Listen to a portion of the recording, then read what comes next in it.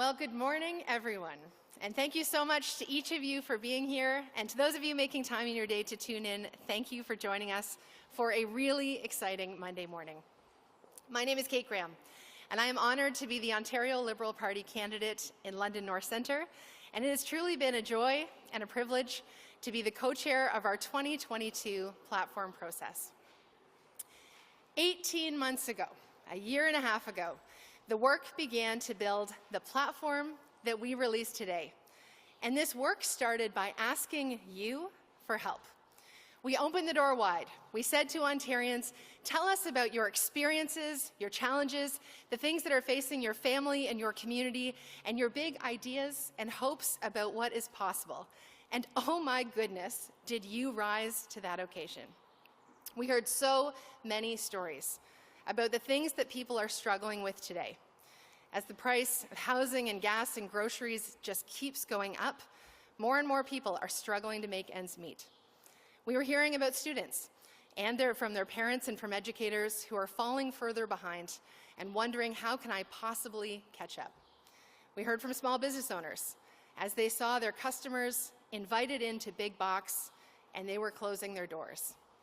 We heard from seniors, the kind of stress and anxiety and worry, looking at the options ahead and knowing that they deserved better.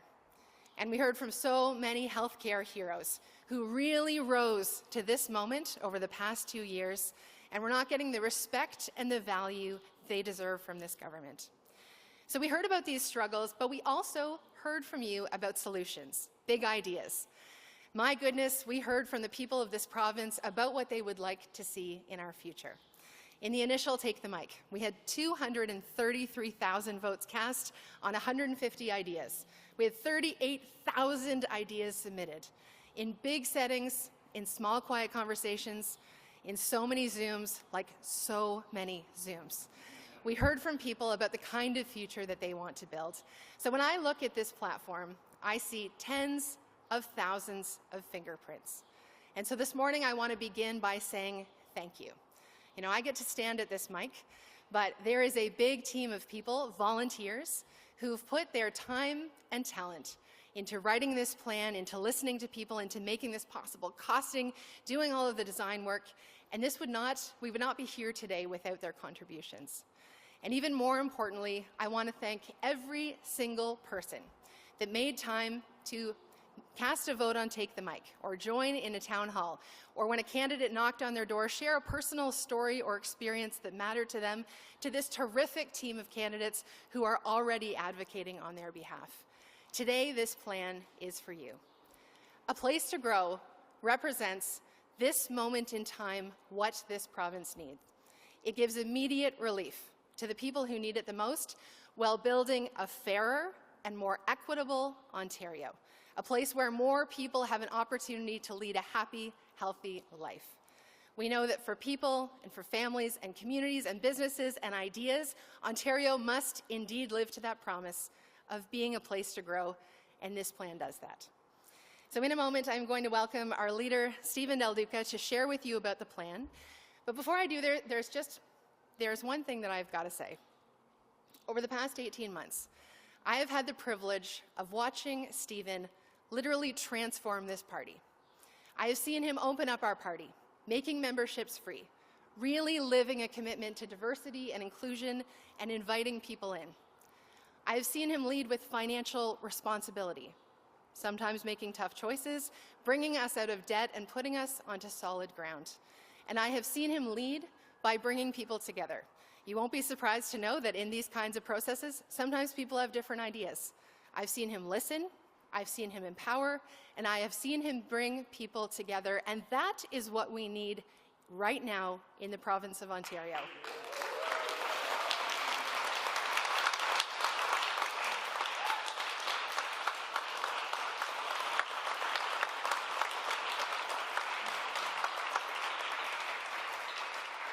Seeing the transformation that has taken place within the Ontario Liberal Party gives me such hope and confidence in the kind of transformation that Stephen will lead in this province. So please join me in welcoming the leader of the Ontario Liberal Party, Stephen Del Duca.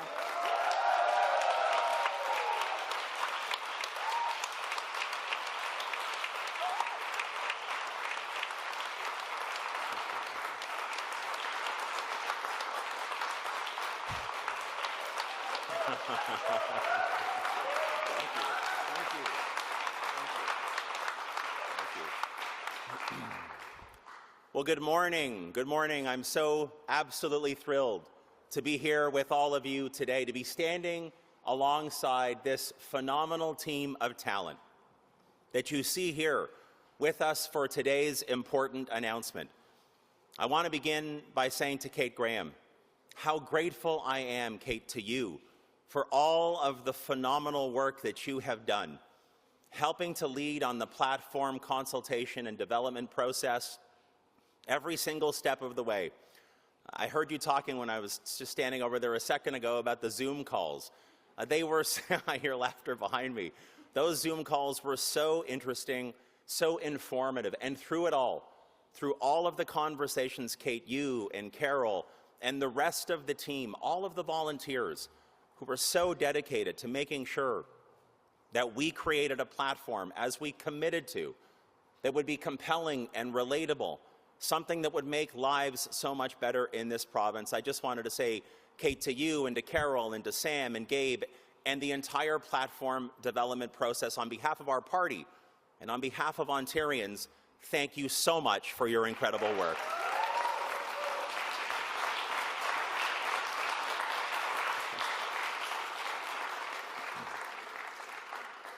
So I have to tell all of you before I get into the platform details, I'm actually loving this campaign. It's been so much fun for me.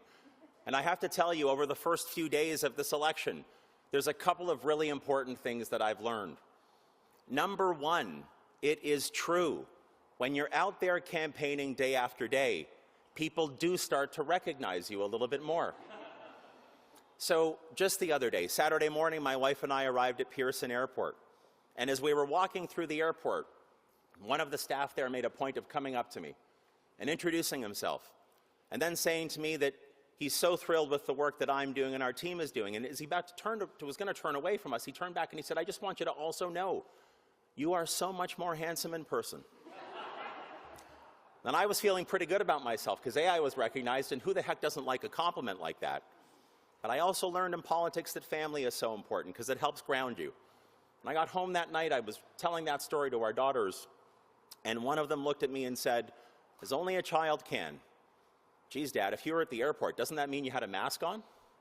So there you go. Family helps to ground us, which is so, so important. I have to say, again, I'm so thrilled to be here, to have this chance to present to you this platform that Ontario Liberals are bringing forward today. It is a platform that is fully costed. It is fair. It is forward-looking. It is a plan that we call a place to grow here in this province of ours, which is so critically important at this particular time.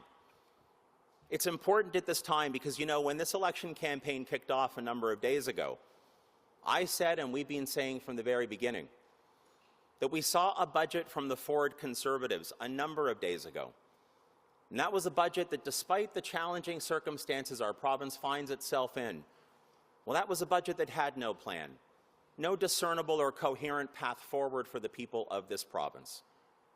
And then 2 weeks ago today, literally 2 weeks ago today, we saw an election platform unveiled from Ontario's NDP.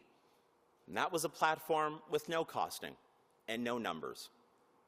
2 weeks later, still no costing and no numbers. On the one hand, the Ford Conservatives with no plan, and on the other hand, the NDP with no numbers, no costing. Neither approach makes sense. Neither approach is good enough for the people of Ontario. Neither approach is responsible and thoughtful or competent. And in particular, after the past 2 years that we've had in this province, this is a time when the chips are down and the stakes are high for Ontario families to have leadership at Queen's Park that is truly on their side, that has a plan, a comprehensive and inclusive plan, that isn't short on details, that will break new ground, and that is fully costed and responsible. And that's what a place to grow will deliver for the people of Ontario.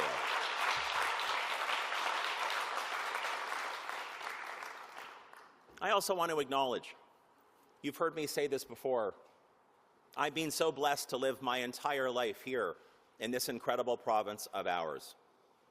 But we know here in Ontario, the past 4 years have been tough, but the past 2 years in particular have been extraordinarily difficult for Ontarians. Well, here's the thing about the people of Ontario. We are historically a resilient and strong people.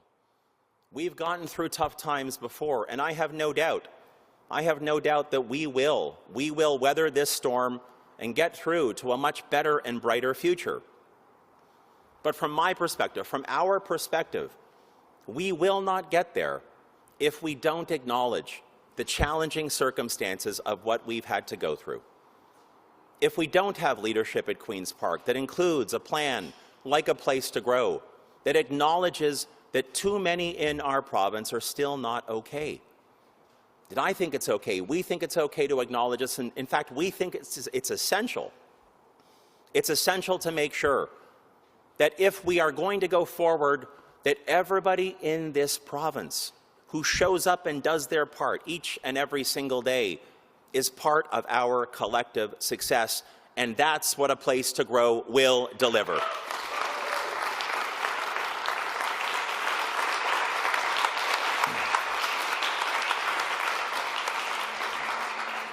I think, for example, that we have to acknowledge that too many of our kids in this province are not okay. I think about my own daughters, the 2 million kids across Ontario who attend publicly funded schools, who've had to struggle while trying to learn through screens for too long, who've been isolated from their friends, who haven't had the chance to be at their very best, who need extra support. I think about our seniors, people like my mom and my dad who are getting just a little bit older and face some of the challenges that seniors do.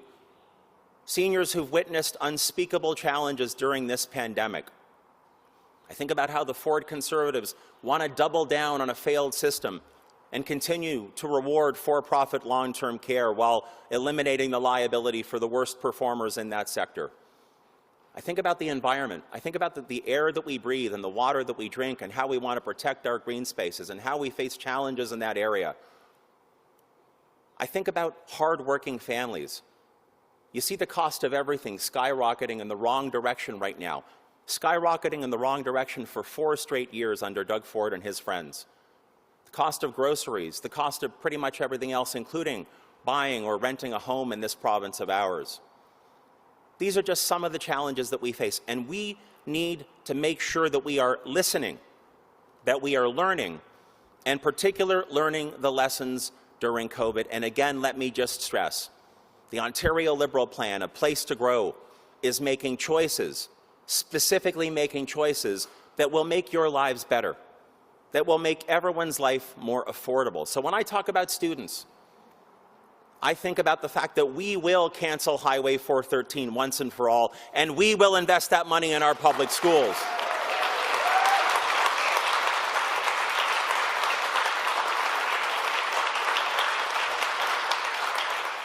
I think about our seniors, and I'm so delighted to once again say we will deliver a home care first guarantee, and we will end for-profit long-term care in this province.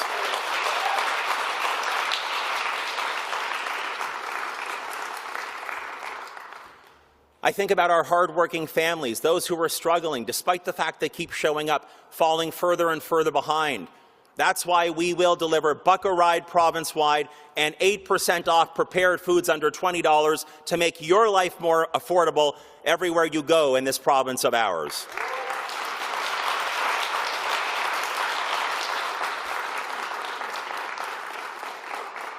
And I think about our workers and their families, people like my grandfather Alfonso, who came here in 1951, worked so hard but was injured on the job. Despite the fact that he tried his best, it was such a struggle. And it's a struggle for too many workers in this province today because Doug Ford is determined to drag us backwards. That's why we will deliver. We will deliver paid sick leave, and we're going to deliver a real living wage, and we'll put workers and their families at the center of the decisions that we are going to make.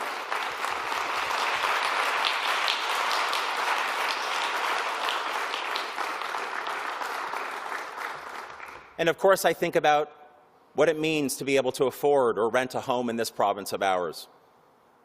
You know, this is a conversation that my wife and I have on a regular basis. about where will our daughters, Talia and Grace, where will they be able to buy a home or frankly even rent in years to come? Which part of the GTHA? We live in the GTHA. Which part of Ontario? Will they get the chance in an affordable way to live in the neighborhood or near the neighborhood where they grew up? That is a dream that I hold dear, but a dream that is falling further and further out of reach for more and more Ontarians, particularly first-time homebuyers and renters, despite how hard they work. And that has to change. That has to change.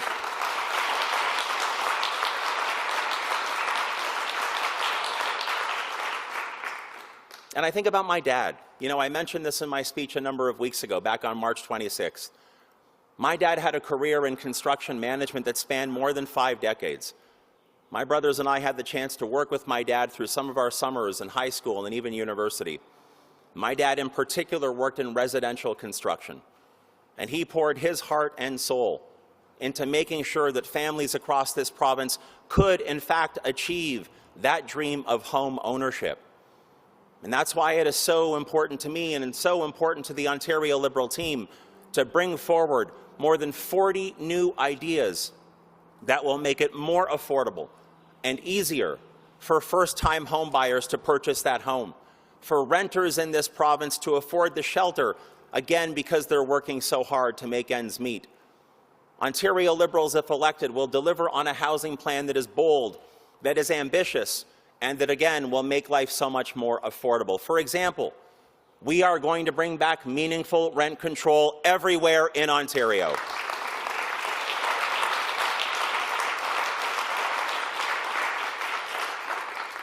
We're going to create the Ontario Home Building Corporation. You know, a second ago, I talked about the work that my father did throughout his career.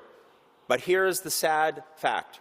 We're at a place now in this province where the free market alone can't solve this challenge, this crisis that we face. If it could, it would have been solved by now.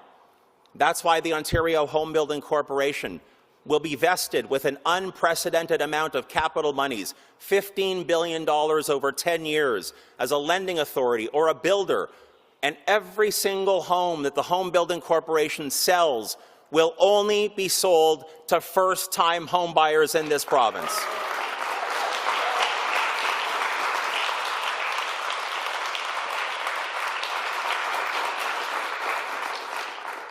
We're going to end the practice of what's known as land banking, while speculators sit on tens of thousands of approved units that have building permits in place, yet nothing's happening on those sites.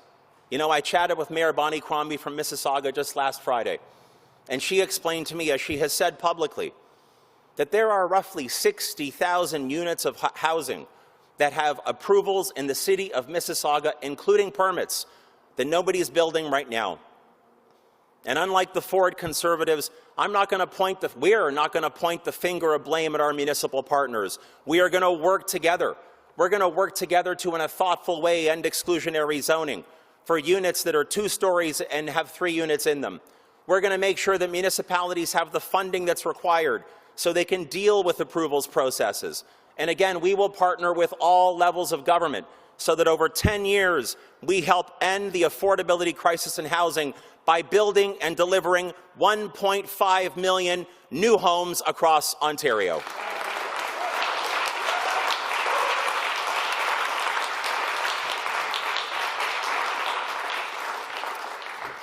This plan that is balanced and thoughtful and responsible and fully costed is a plan that will give the people of this province relief. Relief in housing, yes, but also relief in all of the other fundamental areas, those building blocks that we count on, the building blocks that made Ontario the best province in the greatest country in the world, the building blocks of healthcare, transit, environmental sustainability, publicly funded education, and elder care. Our message to the people of Ontario is that this plan will give them the relief that they deserve, and the choice on June 2nd will be theirs. Thank you very much. Be happy to take any questions you might have. Okay. Is it on? Okay. We're just going to...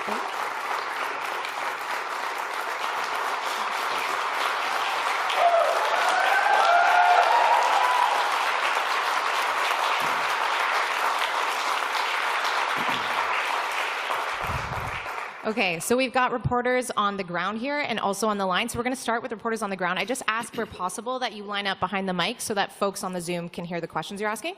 So let's get started. Hi there, Alan Hale from Queen's Park today. I notice the budget has the same deficit as the PC's spring budget and follows the same sort of line up towards a balanced budget by 2026-27. And considering that the PCs are so often criticized as underspending on things, why would you contain yourself to their budget deficit?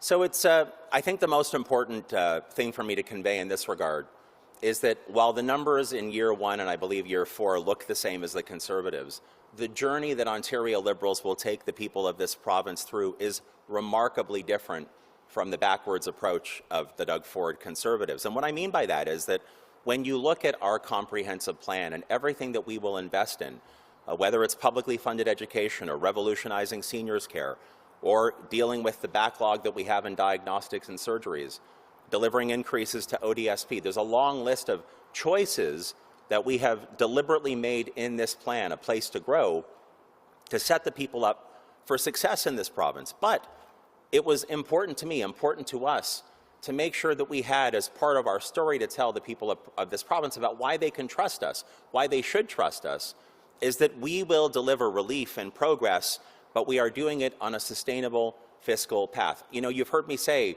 for so many days now, I just don't think it's good enough. I just don't believe it's responsible enough to put out a platform and let weeks go by with no numbers. And I think it's unconscionable that the Ford Conservatives, after everything we've been through, put out a budget that contained no discernible or coherent plan. Our plan, A Place to Grow, has a coherent path forward to deliver progress and is fully costed and balanced.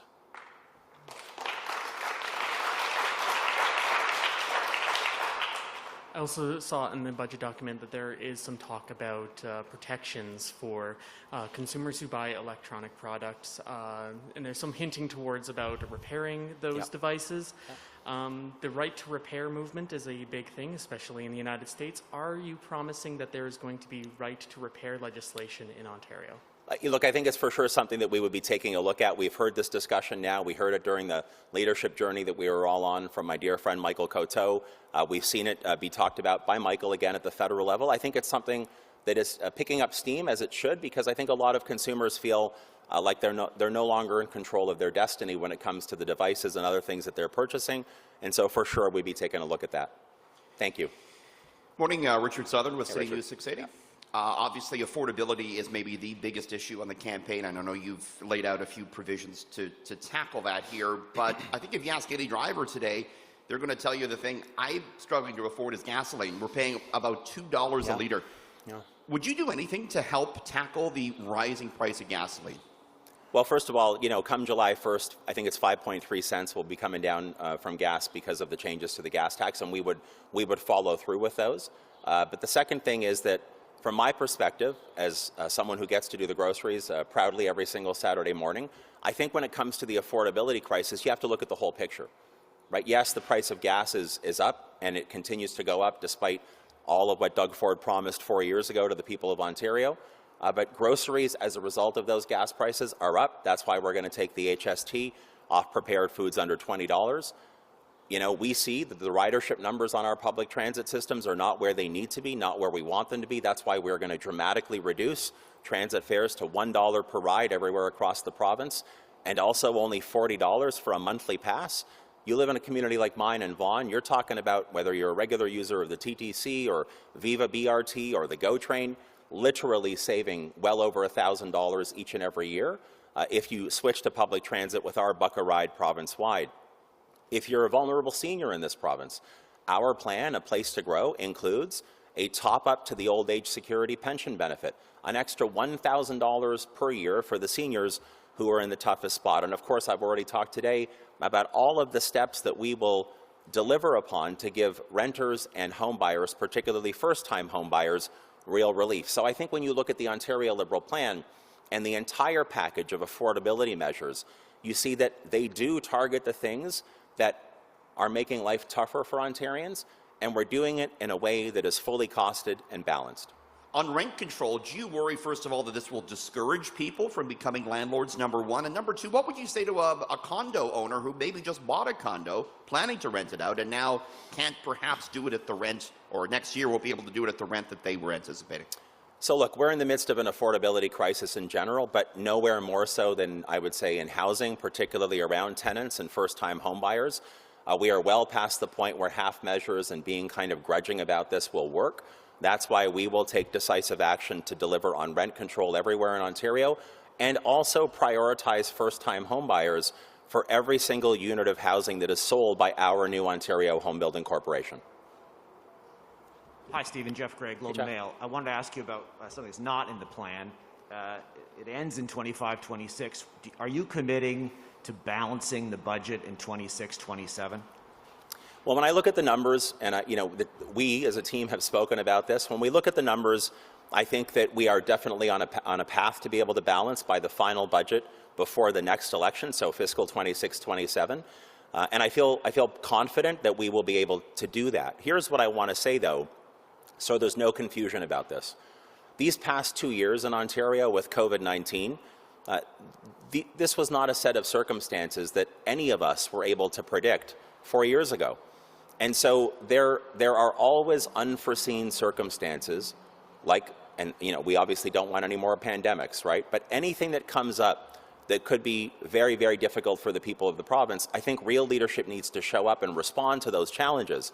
We have included very, very prudent contingencies in all of our costing, multi-billions of dollars, far larger than the contingencies that historically we have in this province, to safeguard against some of those unforeseen circumstances. But I also want to stress, I will not sacrifice or cut publicly funded education or health care or seniors care or economic dignity just in order to balance. I believe we will balance by 26-27, but we are making a deliberate choice as Ontario Liberals, the choice that we believe the people of Ontario want, which is to build up this province in a fair and responsible and balanced way. So I believe we can balance and should balance, but I also will always choose education, seniors, a clean environment, and economic dignity and health care before simply cutting to get to an outcome. And if I could just ask another question. Following up, just changing to the child care agreement, yep. the plan you've presented banks on hundreds of millions of dollars each year from a renegotiation, more money from the federal government for child care. You spent all of last year saying the Ford Conservatives were delaying, drawing out these talks, and should have just taken the deal that they were offered. Now you're saying you're going to go back to the table and negotiate some more. Is that not a contradiction? Well, I think it's pretty clear that Doug Ford and the Ford Conservatives did rag the puck on this. I don't think they had any intention of trying to get a real deal done for the people of Ontario. It's why we continue to hear reports of families in this province that haven't seen any relief despite the commitments made by the Ford Conservatives. And I think it's being clear from the very beginning. They're just not committed to delivering on a real and progressive early learning and child care system the way that Ontario Liberals are. I have a great deal of optimism and confidence that we will be able to successfully negotiate with the federal Liberal government to deliver better outcomes in childcare, including what we've included in our costing for this particular measure. But I also want to stress, because early learning and childcare is so fundamentally important to our youngest so that they get the best start in life, but also for hardworking families, particularly mothers, who have disproportionately borne an unfair burden during this pandemic, to be able to get back to work or stay at work should they choose. This is such a fundamental commitment for us that if need be, we will take advantage of those larger than traditional contingencies that we've included in our budgeting to make sure that we actually deliver, unlike the Ford Conservatives. Hi, Mr. Del Duca. You know that the tragedies in long-term care are top of mind for voters. You've allocated $600 million over 4 years for your end for-profit long-term care transition fund. You've acknowledged yourself this is complicated to do, ending for-profit care. And you also know, of course, 60% of long-term care homes in the province are for-profit. What is the $600 million for? Are you going to be using that money to somehow buy out these homes? And how can you be confident in some of these numbers when you consider for-profit homes, they're a business? I mean, do you plan on buying out these homes, and how could you plan the costing of that in advance? There must be some kind of negotiation that takes place, I imagine. Yeah, thanks very much for the question. So first of all, for sure there would be a discussion or a conversation that would occur. To start with, we would not renew or create any new licenses for-profit long-term care in this province. That's step one. Step two, we set up this fund and another fund that's contained in our platform that will help the not-for-profit sector within long-term care build up its capacity as we are transitioning between now and 2028 to ending for-profit long-term care. We've included allocations in our costing, and it could be for loan guarantees, it could be for buying out some of the assets that are currently privately owned and moving them temporarily onto the province's books in order to deal with that transition to the not-for-profit or municipal sector. And we believe that our costing is prudent so that once those assets come onto the province's books, we are able to account for them the way that we are required, and that particular costing you see in our document will help us get through what we think will be a time-limited window before those assets are then transitioned out to the not-for-profit or municipal sector. And this is without even knowing how much these homes will sell their properties to the province for. Yeah, so again, part of that conversation will determine, in some cases, we have homes that are privately owned or that are in different states of repair. Some are very old, some are relatively new, so for sure there needs to be a conversation. But let's just remember, based on how the province does its accounting, that once the asset comes onto the province's books, it is treated for purposes of our budgeting or our fiscal plan in a slightly different way, and that dealing with mostly interest payments because the asset is then owned by you and I before it's transitioned out to the not-for-profit sector, and we believe the money allocated in our plan will help us during that time-limited period to be able to deal with this transition. But I just want to say, to kind of put a bow around all of this, the fundamental commitment by Ontario Liberals is ending for-profit long-term care by 2028 and leading a real revolution in seniors care by also delivering $4.4 billion over 4 years to make sure seniors have a home care first guarantee. People like my mom and dad in their early 80s who want to remain in their own home for life, and frankly, I believe that they've earned the right to do so. They just need a government on their side to make it happen, and that's what Ontario Liberals will deliver. My second question, Mr. Del Duca, how much do you think the new surtax on high-income earners will bring in? My recollection is that on those who are earning over $500,000 a year, I believe it's $350 million. And for those who aren't clear on this, that's to pay off the or to pay for the partially pay for the removing the HST on prepared foods under $20. So I believe that that is $350 million. The 1% additional corporate tax that we're going to levy against the biggest corporations, those who have profits over $1 billion, should generate the other $150 million that will help defray the cost of the HST commitment we've made. You've accepted the target of 1.5 million new homes that was set by the Housing Affordability Task Force. The NDP have accepted that, the Greens, I believe, as well. But the pro-supply measures in this platform are not as aggressive as what the Affordability Task Force had asked for, what the NDP are endorsing, what the Greens have endorsed. Can you make that target if you aren't going to accept the more aggressive measures that the task force wanted? First of all, yes, I believe we can. I believe in particular looking at the Ontario Home Building Corporation and unlocking, I'll say, a lot of the surplus public land that we own in this province already. I think that's one important step to making sure that we are driving towards the 1.5 million homes. I also think about what the big city mayors in this province have told us, 250,000 or so units that have already gotten approvals. They already have building permits in many cases, and yet they're being land banked, as the saying goes, by speculators. To me, in the midst of a crisis, that's not acceptable. That's why we'll deliver a levy that will help unlock that and strongly encourage those speculators to start building. Just two examples, but I am confident that our plan will deliver on the 1.5 million new homes over 10 years. On hospital care, you talk about reversing the reliance on privately delivered care, private for-profit care, but the Liberals in government did encourage the use of private for-profit healthcare providers as a means of being economical with taxpayer dollars. Is this a change in philosophy for the party? Look, you know, earlier in my remarks today, I talked about the lessons that I'd like to believe we have all learned during COVID. A moment in time that has been so difficult for the people of this province. And I think one of the things that we've learned is, for example, in particular in elder care, Mixing for-profit and shareholder value with elder care, as one example, obviously has created some really disastrous and tragic results that our parents and grandparents in this province don't deserve. That's one of the fundamental reasons that we will transition and end for-profit long-term care. When I think about the surgical and diagnostic backlog, I think it's a $1 billion investment over 2 years that Ontario Liberals would make to eliminate that surgical and diagnostic backlog. I think that's critically important that it be done in combination or done through our public health care system. We have seen this throughout COVID. We saw it starting before COVID. Conservatives just can't help themselves when it comes to public versus private. We've all seen this through so many generations in Conservative governments now. There is always creeping privatization when Conservatives have their hands on public education, public health care, and so much more. And again, through COVID, surely by now we've learned that mixing those is just setting all of us up for failure. That's why Ontario Liberals will change it.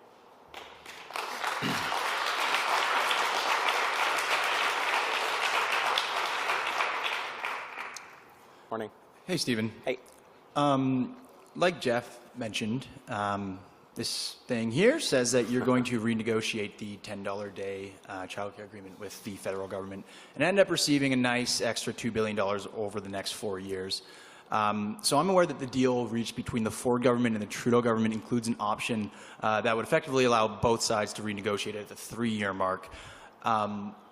What makes you so confident that you'll be able to rip up the existing deal and score an extra $2 billion when the dollar amounts of all the child care agreements with all the governments of all the provinces are essentially, right now, proportionate to their population? Well, what makes me confident is that I think we have a really compelling story to tell here on this particular issue in the province of Ontario. I think more than that, what we have seen from day one is that the federal Liberal government has consistently been looking for willing partners. And they had willing partners. They had early and willing partners in almost every other province in this country. And what they got from the Ford Conservatives was half-hearted, begrudging, through the media negotiations. You know, we literally saw, I think, more than a dozen stories.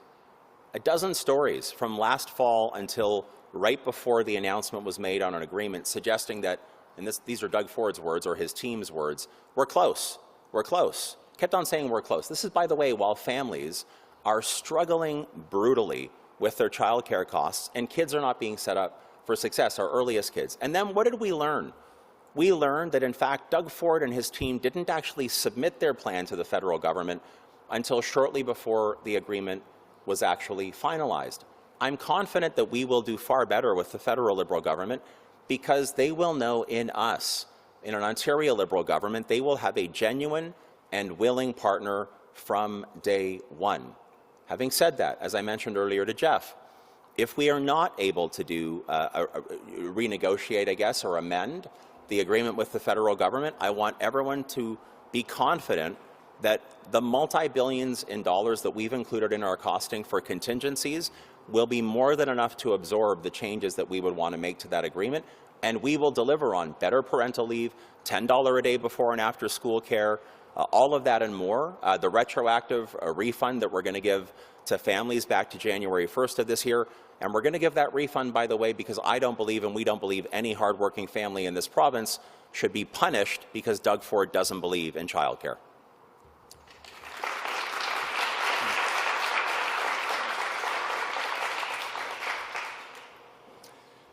Okay, and then my other question is on a different topic.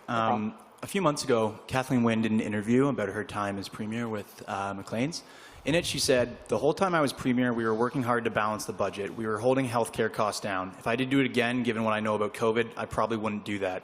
Later, in the same answer, Wynne said, I made a decision that the 2018 budget was going to point in the direction that I really believed the province needed to go, and I regret it politically, but I do not regret it in terms of substance and policy.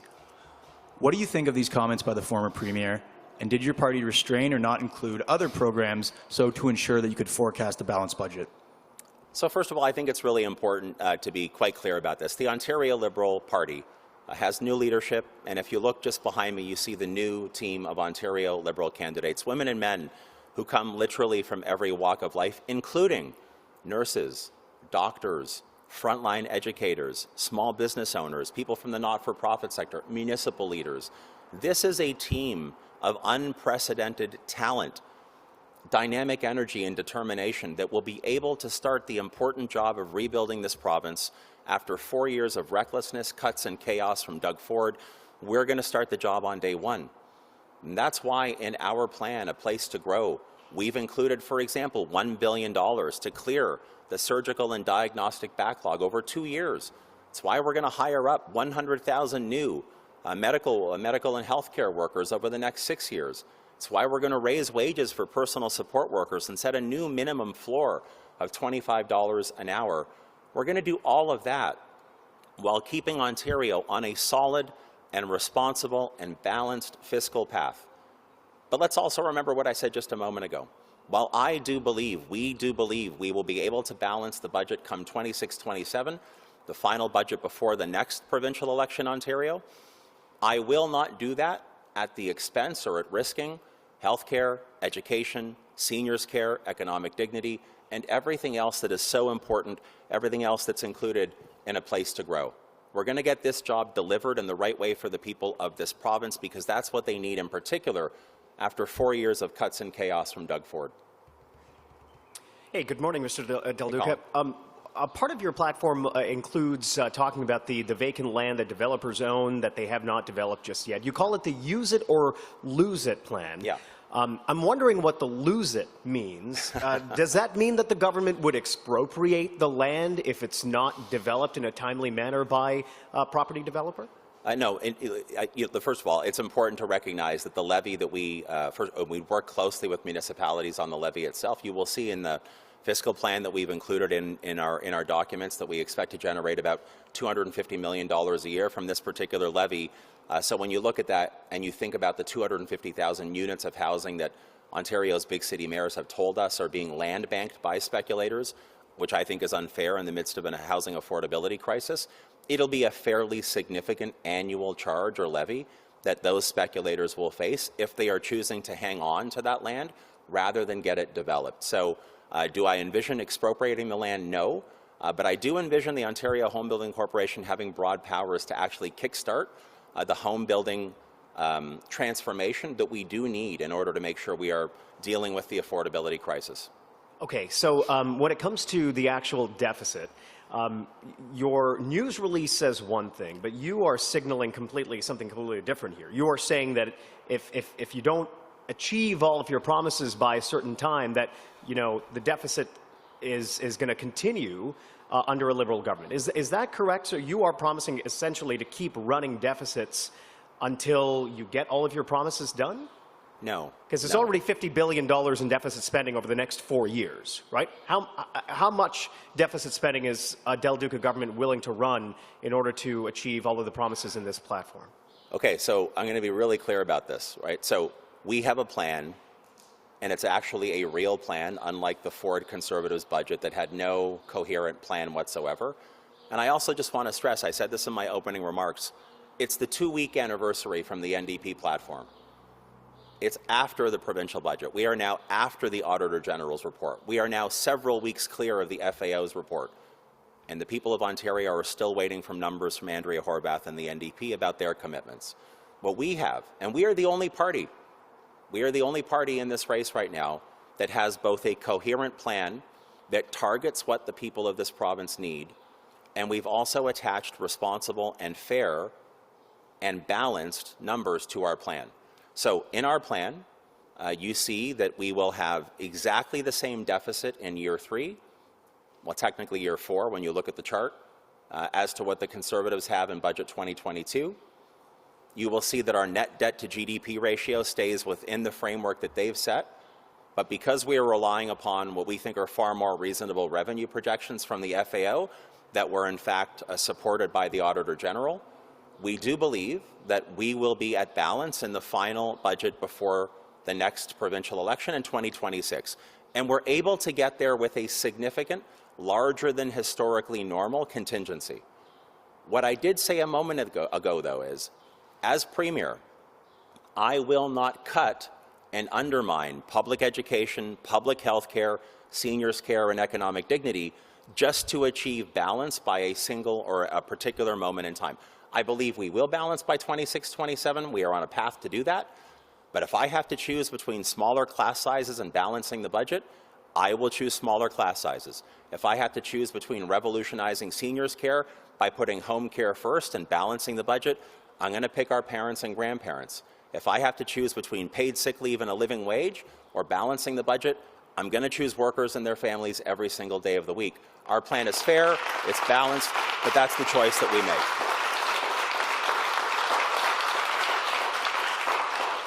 Sorry, Mr. Del Duca, the question ultimately comes down to trust, right? You're saying here that you are going to balance the budget at some point, but then you're also saying, you know, if it comes to a choice, I will not balance the budget. I mean, so how can you look taxpayers in the eye, because it's their money that you're spending, and say to them, I will balance the budget, but I also won't balance the budget if it doesn't seem right at the time? I mean, you're giving yourself an out right now, several years before that moment actually arrives. So how can people trust what's in this platform if you at this podium are not actually backing up exactly what's in this platform? Well, first of all, I think they can trust me because I'm the only one running for premier who's giving them both the plan and the numbers. Doug Ford's giving them the budget with no plan, and Andrea Horwath is giving them old, outdated, warmed-over election commitments from previous elections with no numbers. So we're the only ones doing both. We're the only ones saying, here's the plan, it's a place to grow, public education, public health care, here's how we're going to do it, here's how we're going to do it over what years, and here's how we're going to pay for it in a responsible way while we build in the contingencies to be extra prudent because of what we've experienced over the past 2 years.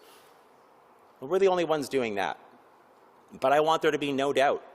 Yes, I want to balance the books by 26-27, but I want there to be, and I believe we will, and I believe our fiscal plan is responsible, and it is balanced, and it is fair, and it is forward-looking.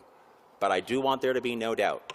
If I have to choose between my kids' class sizes, if I have to choose between seniors care and home care first and putting our parents and grandparents at risk, if I have to choose between workers and their families, clearing the surgical backlog and the diagnostic backlog, dealing with all of the other ODSP supports that are going to go up under an Ontario Liberal government, if I have to choose that versus simply committing to balancing by 26-27, I will choose the people of Ontario and what they need every single day of the week. And now, in an election campaign where Ontario Liberals are the only ones giving a real plan that is fully costed, I say to the people of Ontario, the choice is yours.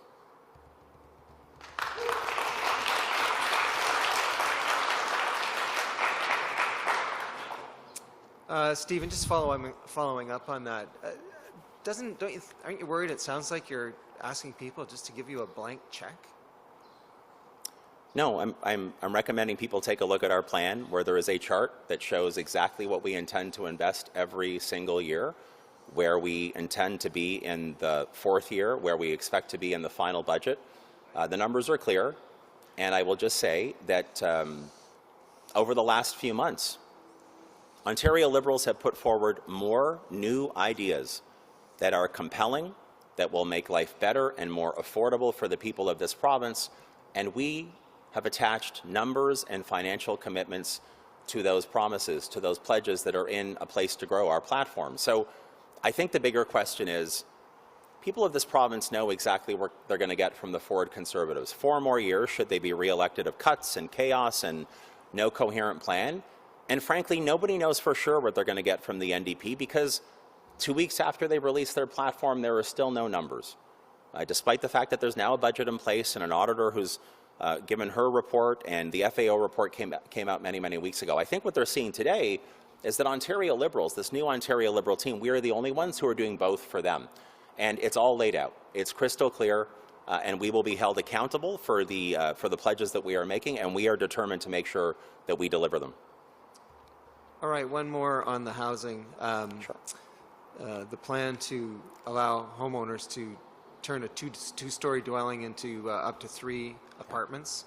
How do you work that out with municipalities, and would there be an appeal process or approval process? Because right now, people renovating often have to go to committee of adjustment, you know, if you want to do certain jobs, renovations. Yep. So, because I can see some homeowners saying they don't want to live in a neighborhood of triplexes. especially in intense downtown neighborhoods, for example, where streets are already crowded, there's nowhere for everybody to park their car, lots are tight, that kind of thing. Yeah, so I think when you look at the section of our platform that talks about reforming or modernizing some of the exclusionary concepts that we have in our zoning laws in Ontario, it's why it was so important for us to include the front end of that commitment, which is working urgently but closely with municipalities.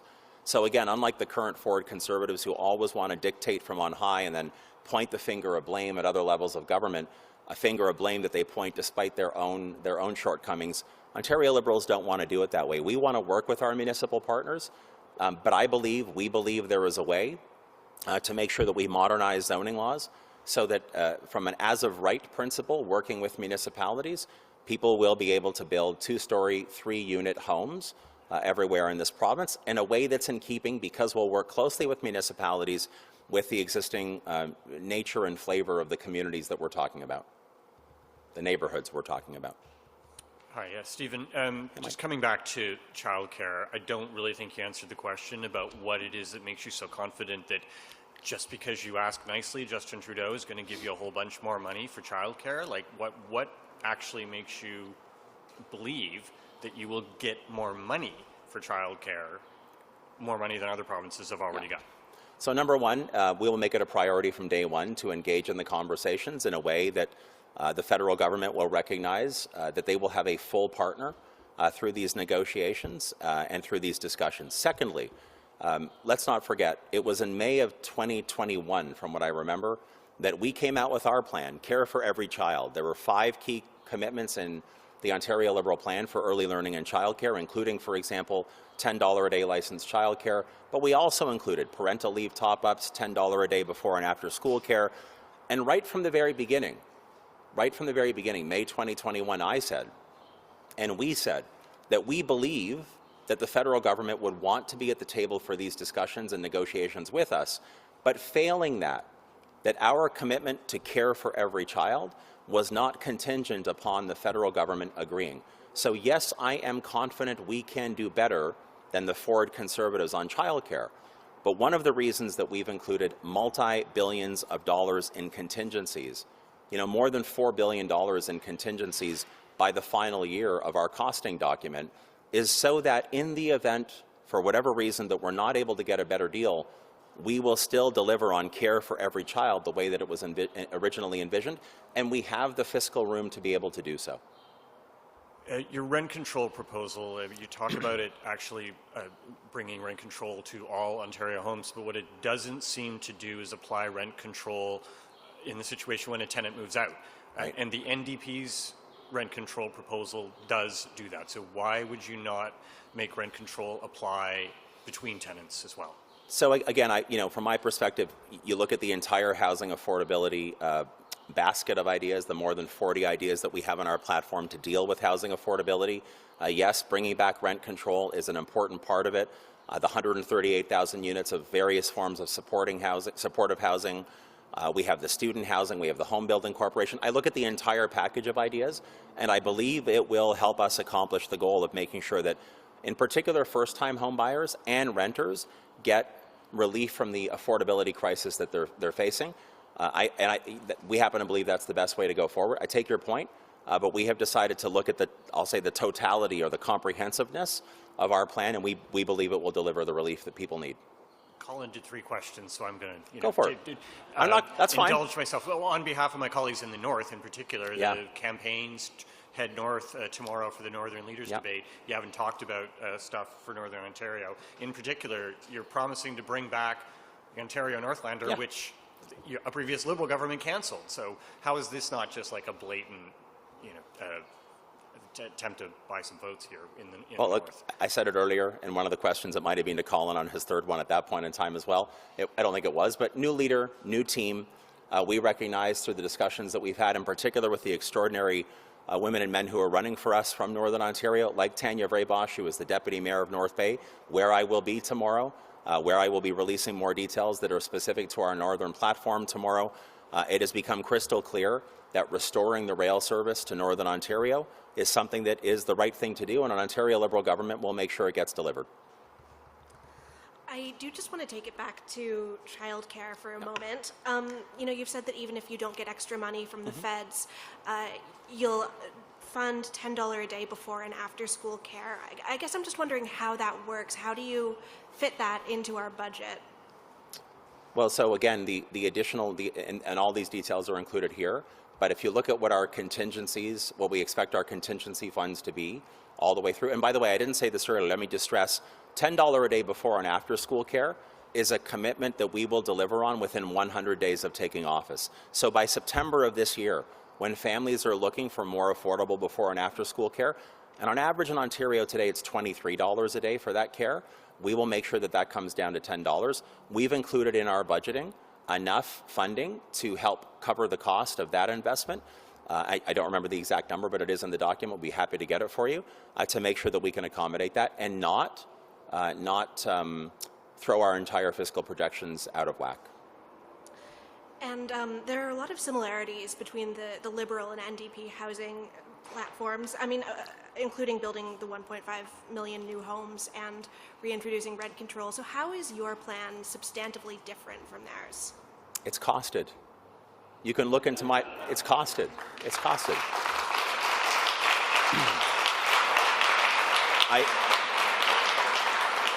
I have to say, from my perspective, nothing underlines a not ready for prime time kind of too risky alternative than a team that have come forward 2 full weeks after the budget, after their platform, after a budget, several weeks after the Financial Accountability Officer has come out with their own projections, and yet we are all still waiting. We are all still waiting to know what every single commitment is going to cost, where the money is going to come from. And by the way, I think those questions, and many of you have asked me those questions over the past number of months as I've been making commitments that are part of a place to grow, those are the right questions to ask. I think the people of Ontario, they have a lot that they really want to see their next government do, but they also want to know that the next government is balanced, is responsible, is competent, in particular after the past 4 years of cuts and chaos from Doug Ford. Our plan contains a real plan and real costing, and we are the only ones who so far are delivering on both.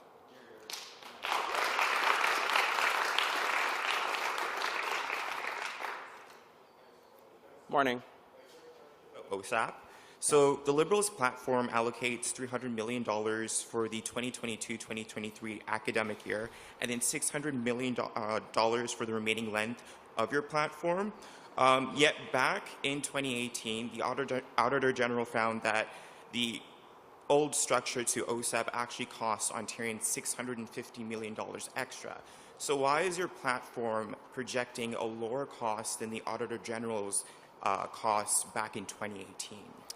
So just so I'm clear on the question, the reason in year one it's a little bit less than it is in subsequent years is because we're already in a fiscal year right now. Mm-hmm. So the reason it grows is because we're in the middle, like I'll say it this way, we're in the middle of a fiscal year right now. That's why it would basically be from, sometime after June the 2nd until the end of this fiscal year, whereas in outer years, the next year, and the year after that, it would be the full fiscal year. I made a commitment when I was running for leader and since becoming leader that Ontario post-secondary students, if we were elected, would find themselves in, as I phrased it, no worse shape than they were a day before Doug Ford won 4 years ago. This plan around significant new investments, upward investments in OSAP, making the process easier for students and their families to be able to access it, freezing tuition, actually does accomplish that outcome. But that's why the year one versus out years is different. But how about from 2023 to 2024 and then the remaining years as well? That's still $50 million less than what the Auditor General costed back in 2018.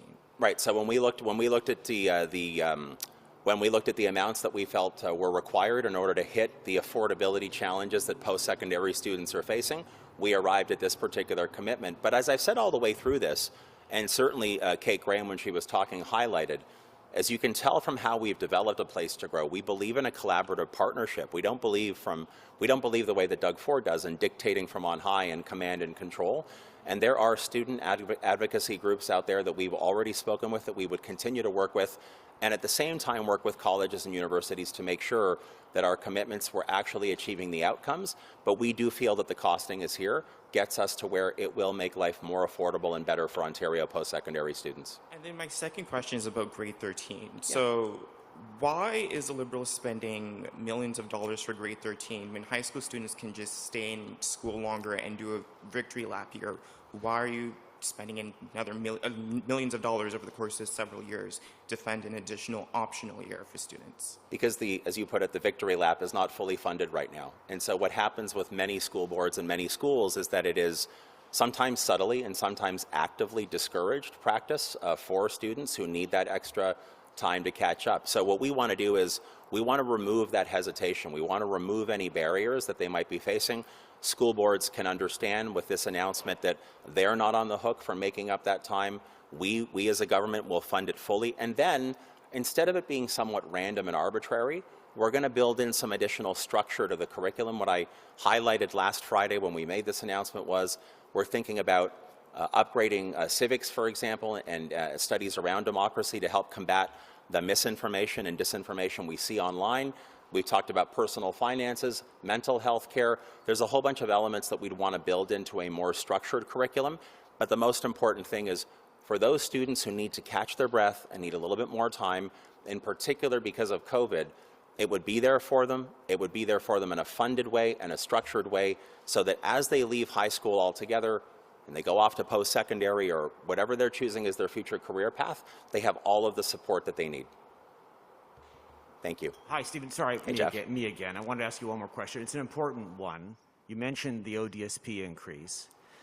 Mike Moffat, who I'm sure you know, has said that the amount that both you and the NDP are suggesting for ODSP, when adjusted for inflation, is actually lower than the amount that someone on ODSP would have gotten in 1996 under Mike Harris. You've got billions of dollars sloshing around in this plan. Mm-hmm. Are you not giving enough to the people who maybe need it the most? So first of all, I think, when I think about the people who are in very challenging circumstances in this province, recipients of ODSP, I think that, and we've heard some heartbreaking and tragic stories that have emerged through media over the last number of months, frankly longer than months. I think the relief that's coming from an Ontario Liberal government of increasing ODSP benefits by 20% over 2 years and then building in inflation protection, by the way, going forward. Also taking the amount that can be earned, $2,400 before benefits are clawed back, and moving that up to $6,000, and then calculating that on an annual basis rather than a monthly basis. I think these are all important steps to help those ODSP recipients. But then I look at the rest of what we have in a place to grow. When I think about transit and how we're going to dramatically make that more affordable. When I think about an ODSP recipient who's purchasing a prepared food that's under $20, they're going to be getting 8% relief every single time they're making that kind of purchase. If you're a senior and you happen to be amongst the most vulnerable, you're going to see your old age security top up be potentially doubled. So again, it's an entire sort of basket of affordability measures. I didn't mention this a second ago, but I will. We've also committed to reinstating the basic income demonstration project that Doug Ford callously canceled, even though he committed to keep it going back in 2018. So again, I think when you look at the whole picture, these are important steps in the right direction. Do I think it's the entire answer forever and ever? Not necessarily, but I think it's an important and tangible first step when you look at the whole picture. So maybe I'm getting cynical, but I kind of call campaign season the time of rainbows and unicorns. What guarantee will you give voters that you will actually implement what you're promising? Well, the guarantee is, again, that I am the only person running to be Premier who's providing both the plan and all of the costing. This is, from my perspective, this is the most comprehensive and most transparent election platform that I think I've seen in many, many, many years. And I'm proud of the work that this entire team, this new Ontario Liberal team, has put into this document. There is nowhere for us to hide on this. We are literally showing you, pulling back the curtains and showing you exactly what we will do on your behalf, exactly how we will pay for it, and exactly what the path looks forward, both on the policy and idea side, and also on the fiscal side. And I'm very comfortable with that level of accountability because that's what the people of this province deserve. And they're not getting it from Doug Ford, and they're certainly not getting it from Andrea Horwath, but they are getting it from Ontario Liberals.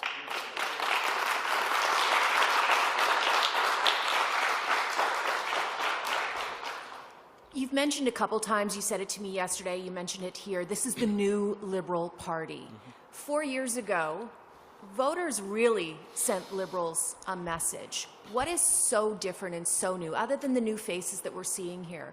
But in theory, at the core of it, what is so different and new about your Liberal Party? Well, you know, it's impossible for me to sort of separate out the new team that we have from part of my answer. And you look at the women and men who are standing behind me and standing with me right across the province, and they are new. And they are incredibly talented. They have been drawn from every walk of life. In particular, those parts of our economy and society that have been facing the cuts and the chaos and the flipping and the flopping and the flailing of the Ford Conservatives. Doctors, nurses, people who have experience in seniors care, small business owners, not-for-profit advocates, municipal leaders. They're all here. School board leaders, I mean, they're all here.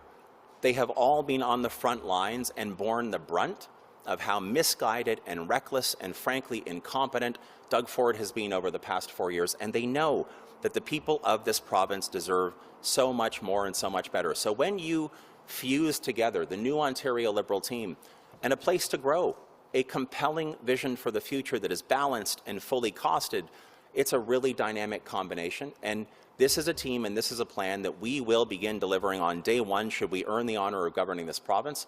I'm excited about the challenge. I'm excited about the rest of this campaign, but it is the team and it is the plan that will deliver what we need in this province to make sure Ontario truly is a place to grow.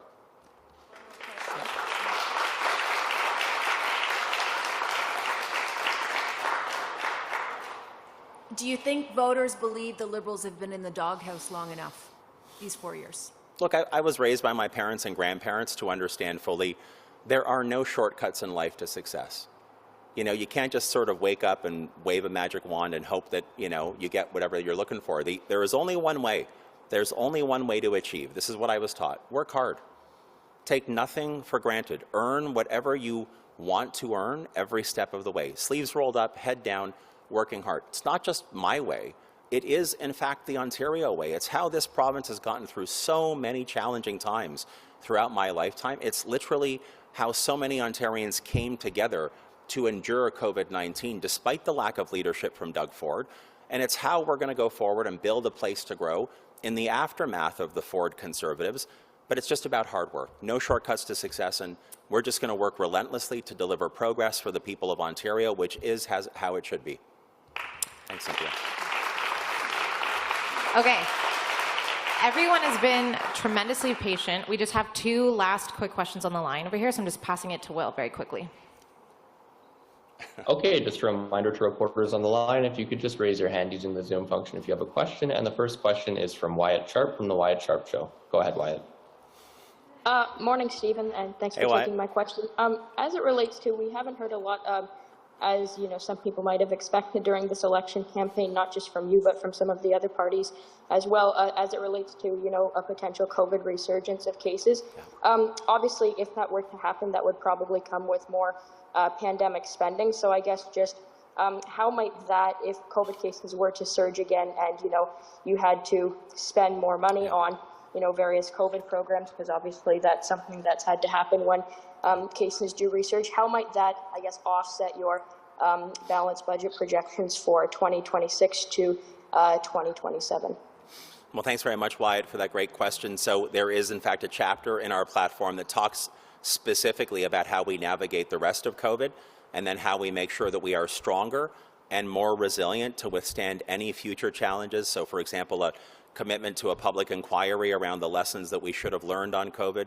I wrote an opinion piece about this many, many months ago, what I call a pandemic resilience hub that we should create in this province, that Ontario Liberals will create, with regular reporting in through the legislative process to make sure that we can never once again be in the vulnerable state that we were in. And it's also one of the reasons that it was important for us to include a significant degree of room within our fiscal plan to make sure that the contingencies weren't fully used up or spoken for or allocated, that they are there in order to make sure that we have the funding available should, as I know nobody wants to be the case, should the case numbers start to go in the wrong direction, we will be able to respond because the money is there and the commitment is there. But let me just say, the other thing an Ontario Liberal government will do, which has not been done consistently or well by the Ford Conservatives, we're going to listen to the science and we're going to listen to the evidence that is being gathered and presented by the very best medical experts that we have, by the way, including some of the women and men who are currently running as candidates, doctors, nurses, and others. I've said this repeatedly during the pandemic, listening to the best medical advice and then making sometimes tougher decisions earlier on would have been far better for this province than the cuts and the chaos and the flips and the flops that we got from Doug Ford. And obviously, when you look at some of the key points that was in the press release for this platform, obviously you say that a lot of the funding for new education programs will come from scrapping Highway 413. But what about for other programs? I believe there was a little bit about mental health in the budget. Where will the funding for programs like that come from? And then also, I guess, some of the other commitments to your economic dignity platform, where will some of the funding for that come from? So every single item, from the additional mental health care support to paid sick leave, the living wage, reinstating the basic income pilot, trying to move through a demonstration project around the 4-day work week, like the removing corporate income tax from the hardest hit small businesses, all of those elements that you kind of referenced just a moment ago, they're all in the fully costed plan. So I can't remember the page number, but the chart that actually shows all of the costing in our document, which will be available or is available at ontarioliberal.ca, will show exactly what the costing is and how it fits in to our larger fiscal plan.